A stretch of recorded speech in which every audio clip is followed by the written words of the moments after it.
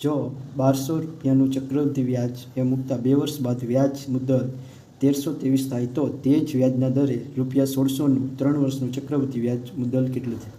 તો ચક્રવૃદ્ધિ વ્યાજ શોધવા માટેનું સૂત્ર છે A બરાબર P કૌંસમાં n પ્લસ r/16 આખા કૌંસનો n ઘાત. n એટલે સમય, P એટલે મુદત, r એટલે વ્યાજનો દર, A એટલે વ્યાજ મુદત. તો 1200 2 વર્ષ મૂકતા કેટલું થયું? 1323 રૂપિયા. તો એ 1323, P છે 1200, n r પ્લસ 100.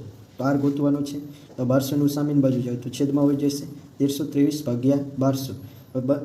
બંનેને 3 વડે ઉડાડો તો 441 તેરી 1323 અને 400 તેરી 1200. હવે બંને બાજુ હું વર્ગમૂળ લઉં તો આ બાજુ વર્ગમૂળમાં 441 છેદમાં 400, અહીં વર્ગમૂળ અને વર્ગ બે કેન્સલ થઈ જાય એટલે 100 પ્લસ r છેદમાં 100. 441નું વર્ગમૂળ 21 અને 400નું વર્ગમૂળ 20. 100 પ્લસ r છેદમાં 100. સામે સામે 0 ઉડાડી દીધા. 10ને હું આ બાજુ ગુણું તો 210 અને 2ને આ ગુણું તો 100 ગુણ્યા 2 પ્લસ r ગુણ્યા 2 તો 210 અને 100 ગુણ્યા 2 એટલે 200. હવે આ બાજુ હોય તો માઇનસ 210 માઇનસ 200 બરાબર 2r. તો 210માંથી 200 જશે તો 10 અને 2r ના 2r. r બરાબર થઈ જશે 5. તો આપણને વ્યાજનો દર r મળી. હવે આ વ્યાજના દરે શું કરવાનું? 600 રૂપિયાનું 3 વર્ષનું ચક્રવૃદ્ધિ વ્યાજ. તો પાછું સૂત્ર મૂકો. A બરાબર P કૌંસમાં 1 પ્લસ r/100. r એ મળી ગયો, P છે n જ.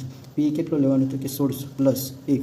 r કેટલો મળ્યો તો કે 5. 5/100 ગુણ્યા 100 ને 3 ઘાત. 1600 ગુણ્યા આનો 100 એકા 100 ને 5, 105/100 ગુણ્યા 3.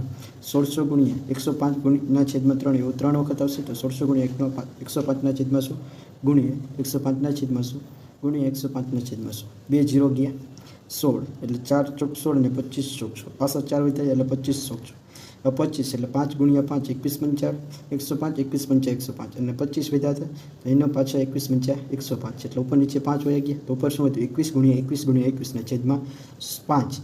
21નો ઘન થાય 9261 ભાગ્યા 5. 9261 ને 5 વડે ભાગો એટલે આપણો જવાબ આવશે 1852.2 રૂપિયા.